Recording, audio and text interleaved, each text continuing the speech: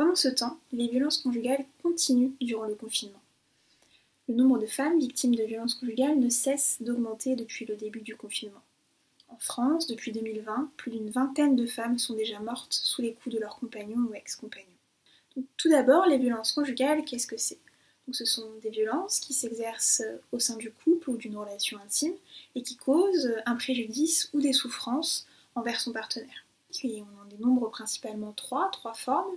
La première, qui sont les violences psychologiques ou les violences aussi appelées verbales, qui peuvent être donc le chantage, la manipulation, le fait de se faire insulter, ou aussi l'absence de comportement envers son partenaire, comme l'ignorance par exemple.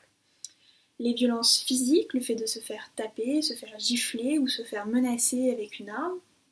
Et enfin, les violences sexuelles, qui peuvent être le fait d'avoir un rapport sexuel non voulu, non consenti, ou d'être forcé à pratiquer des actes sexuels, quels qu'ils soient. Et les violences conjugales continuent pendant le confinement. Le fait d'être confiné chez soi avec un homme dangereux, certes, il est déconseillé de sortir, mais il n'est pas interdit de fuir ou d'agir. Que faire dans cette période de confinement pour signaler les violences conjugales ? Tout d'abord, si je suis témoin de violences conjugales, si par exemple j'entends des cris dans mon entourage et que je ne me sens pas capable de sortir ou d'aller voir ce qui se passe, puisque ça peut représenter un danger éventuellement pour moi, on appelle le 17. Les services de police interviendront et ce à n'importe quel moment. Vous pouvez également tout simplement appeler régulièrement vos proches pour savoir comment ils vont.